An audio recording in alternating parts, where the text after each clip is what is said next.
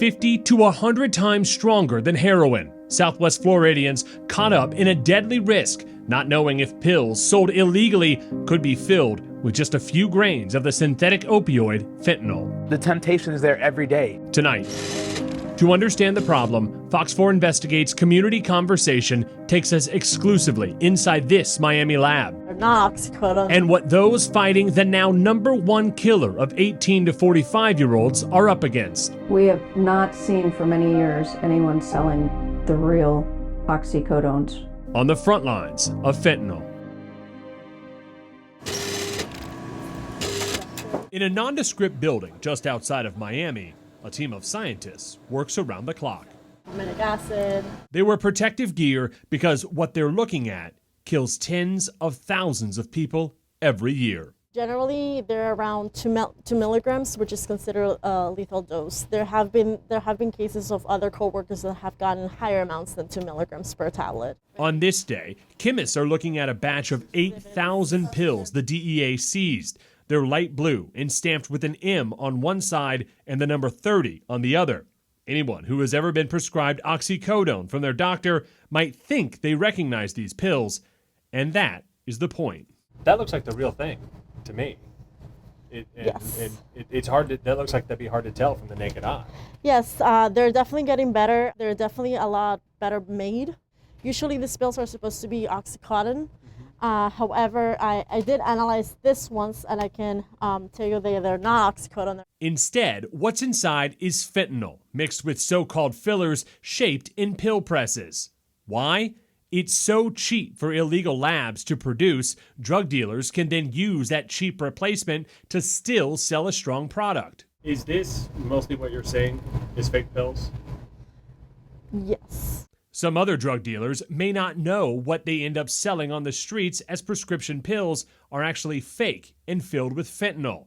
Designed originally to treat severe and chronic pain, just a few grains can be deadly. I'm in the hospital, I'm still using. That's when I upgraded to fentanyl. As recovering Fort Myers addict Mark Kelly Joseph told Fox 4 Investigates, he just wanted to get high. His story showing how now fentanyl's moved beyond pills to any drug.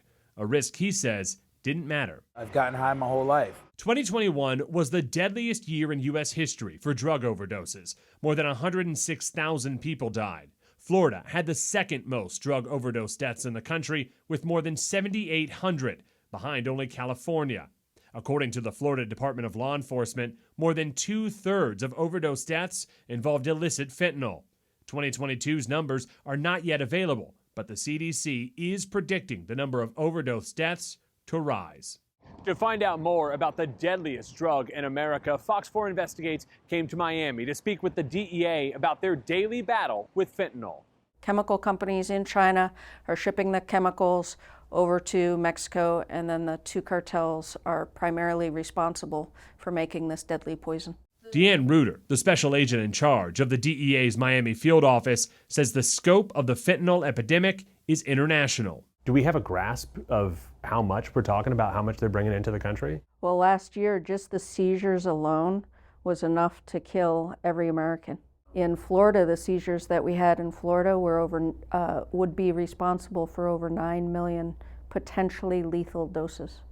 But that's just what we caught. That's just what we caught. Is anybody actually selling the real stuff, or is it all? We have not seen for many years anyone selling the real oxycodones anymore.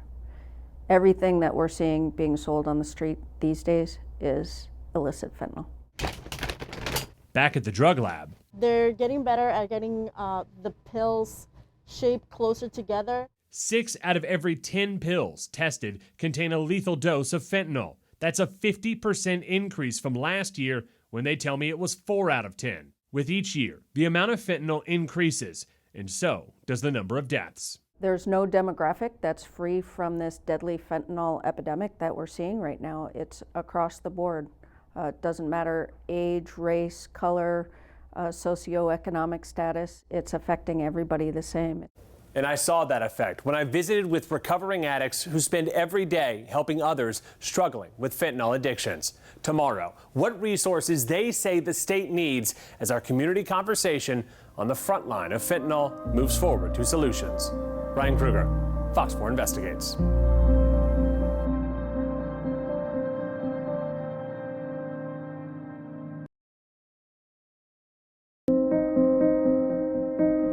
Fentanyl is killing upwards of 20 Floridians every day. I've lost 2 brothers. Everybody knows somebody who's died. You're going to walk over bodies because that's how this disease works. Now, as drug enforcement experts say they've never seen a drug like fentanyl before, It's affecting everybody. It's not the same. and is killing so many people. a special group of recovering Southwest Florida addicts help us understand resources. Is help as many people as I can try to help. The search for solutions on the front lines of fentanyl. When customers come into the St. Matthew's House thrift store in Naples, they'll see Rachel Frank's smiling face. It's the smile of someone 2 years sober, who battled an addiction with drugs and alcohol for 15 years. Eventually it led to fentanyl and crack cocaine. They just brought me really to the end of myself so quickly.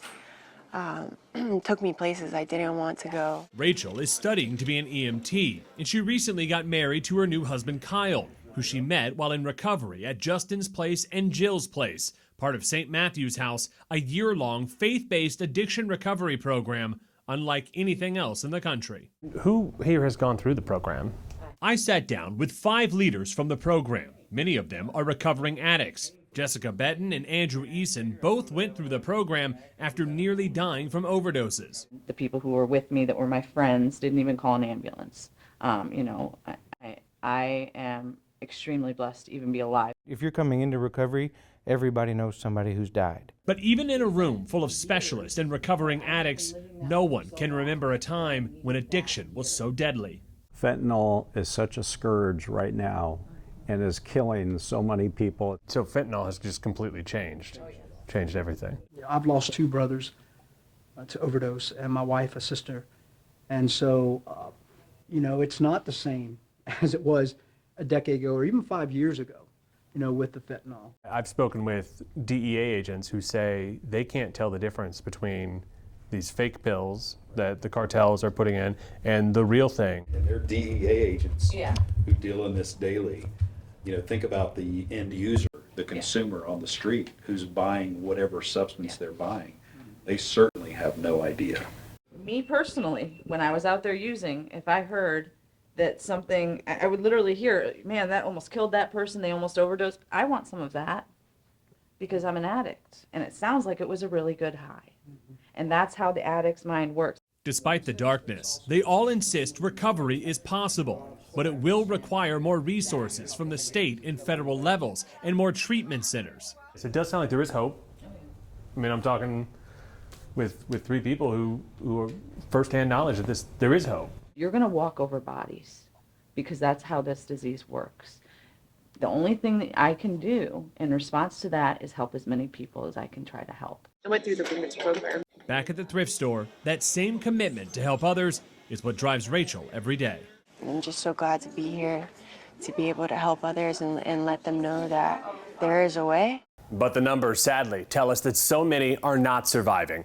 2021, the most recent year that data was available, was the deadliest drug overdose year in history. More than 100,000 people died. 70% of those deaths were tied to fentanyl. So as we conclude this conversation with the legislative session just ending, we're going to look at what lawmakers say are the solutions that they are pushing for.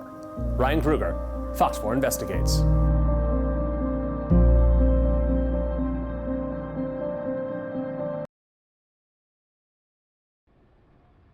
It's a battle being fought in every community in America. There's no demographic that's free from this deadly fentanyl epidemic. In the search for solutions, Fox 4 Investigates is speaking with recovery specialists on the front lines of fentanyl, as well as state and federal leaders about what's being done to stop the scourge of fentanyl on our streets. No matter what it is they're doing, what they think they're doing, there's fentanyl in all of it.